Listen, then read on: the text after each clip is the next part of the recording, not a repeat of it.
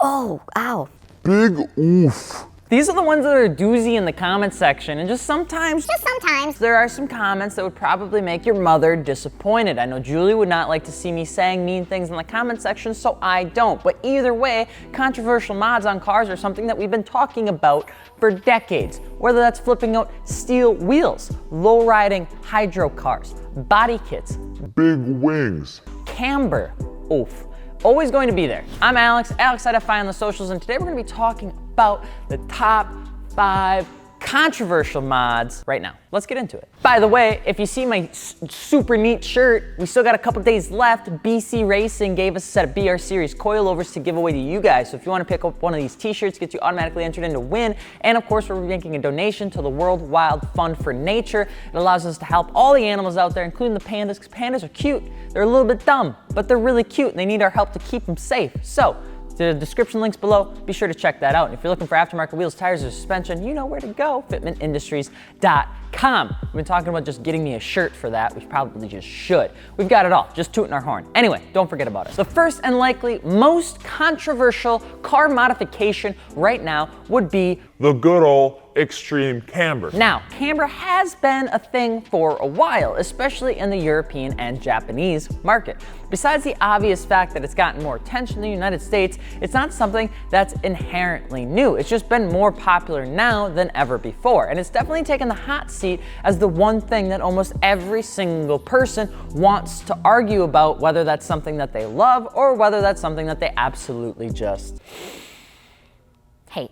The extreme camber boys and girls fit ultra wide wheels under stock or over fendered cars, usually with a static setup, meaning that it's just coilover, so there's not sort of air. And you're able to achieve that good old like noise, you know, with the wheels in there. The reason for its controversial nature are because, well, people don't like that it removes functionality. It loses what makes a car a car. Counter-argument to those points, though, is that people have always been doing stuff like that to their cars that make it inherently not really as much of a car as it did when you got it from stock. And that's been a thing regardless of decades. You had people cutting and flipping steel wheels for they just flipped them around, welded it, painted it, powder coated it, threw it in a good old chrome dipping machine. You had people that were like offsetting wheels and had no idea what they were doing, throwing the whole balance of the wheel out of whack. You had the early lowriders scraping frame down Whittier because they actually couldn't really afford the gasoline to go race their cars, so they had to find different ways to kind of like show off, and they did that by just scraping frame absolutely everywhere. Then you had massive body kits of the early 2000s and flat wheels and flame vinyl kits on cars. You had unfunctional hood scoops. Who remembers aisle 9? I do. And now you have extreme camber. People have always been trying to make their vehicle unique, and that's nothing new. Unique camber is just one of those things. It's the show scene, man. I'm just telling you. Getting more into the show scene, something that we've been seeing making waves is upsizing multi-piece wheels when rebarreling multi-piece wheels. So what people do is they go and they take a small multi-piece wheel and they upsize it through new barrels and lips, which gives it this massive dish. This is happening 99% mostly with old BBS wheels and is an iconic like German automotive thing right now, which is pretty friggin' neat. Rebarreling the wheels is pretty common, but the upsizing isn't so much yet. In fact, BBS has discussed with us that they're neither really for nor against the change. They kind of like sit in that weird middle, I'm a business and I don't know whether I want to be cool or whether I want to deal with the liability issues kind of thing. And they believe they did the best job when they made the wheel, so why would you go and change it? Which is kind of fair, I would say. But rebarreling BBS wheels is something that's extremely common, and if you haven't seen it before, when you do see it for the first time, you're gonna be a wee bit confused. But you wanna know the best thing about RX-7s is they're soft, sleek curves, the iconic front end, the flappy, you know, headlights, the door handles. I mean, look at the door handles. It was so neat. And to top it all off, the best part about the car is when you open the hood and you find that beautiful Wankel rotary engine sitting still, making its weird two-stroke-ish lawnmower noise. and then just replacing it with a good old American V8 because, woo, I'd rather have reliability and big old Thurbsky noises maybe, and then maybe some good old fashioned exhaust because you know what, Wankel rotaries, they sound like my lawnmower, they sound like an edge trimmer without the electric, fully gas two-stroke. It's not my actual opinion, however, that is the opinion of lots of people on the internet. LS swapping RX-7s is about as controversial as you can get. You might be asking yourself, why?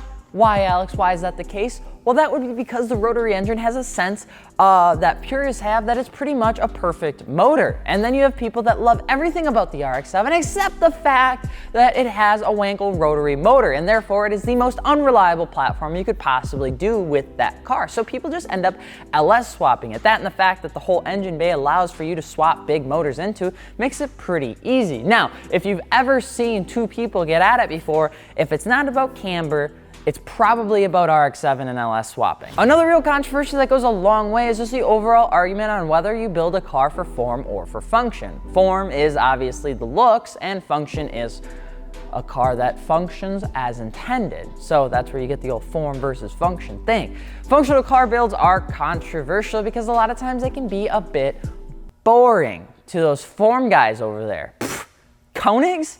Why not 3-piece wheels, bruh? Michelin's with a 40 series sidewall? What are you? A moderate? Lowering springs versus air suspension? How dare you even think about that? Then you get the exact opposite side of the fence where everything is created for looks with absolutely no regards to any sort of function. Big wings. Slammed wide wheels, stretched tires, little lights that do the fancy tricks in the headlights. Then you got the function guys over there saying, Okay. why would you put a wing on it? Did you know that the coefficient drag of the downforce of the weight of your GT86 wing that you decided to put above your hood is 1.356234, and that a trailing wind of 20 miles per hour that your turn drag is 1.23, which could be 1.02 without that massive wing, which would result in you being able to drive your car around the roundabout at about the same exact way with what approximately 0.22 inches of more drag, probably result in a mileage differentiation of about 2 miles per gallon, depending on how many roundabouts you go through the day. So why would you do that? That's how it be. Don't have fun? Don't be functional. There is an in-between there somewhere if you want there to be. Coilovers are nice in between, and I wonder who sells those. Me. And last but not least would be the Plasti Dip / vinyl / wrap / anything versus paint. Not sure if you've ever seen the argument around any of these topics at any time, but they never end well. Hashtag paint is dead. You know, bro, like wrap or dip can look just as good as paint. Bro, don't believe the hype. Bro. Paint is dead, bro. Like, versus the paint purist that unless you spend $10,000 on a paint job, it's not even, don't even look at me, all right? It's not even the same thing. The Plasti Dip conversation used to get hit a ton by those people that were and for against it. It kind of was a really hot topic about 5 years ago, but it shifted to more of like the wrap game versus paint, with many people wrapping their cars pretty crazy designs and stating that it's just as good as paint. Not really sure where that's coming from, but you know, it is what it is. Paint is inherently a little bit more simpler, and over time people want something crazy, so they end up wrapping it. While paint guys are saying, well, why don't you just paint the old bad boy? Not everybody's got about 10 grand. So you see people kind of have a tendency to argue a little bit back and forth. So what's the most controversial thing you've seen in the car scene? Let us know in the comment section below, and of course, don't forget to subscribe. If you're looking for wheels, tires, or suspension, don't forget to check out FitmentIndustries.com. We got things like BBS Wheels, BC Racing coilovers, and Michelin tires for your function boys out there, and Atsus and 3-piece wheels and airless suspension for the form guys out there. You know, we got it all, pretty much. We don't judge. I'm Alex from Fitment Industries, and we will see you later. Peace.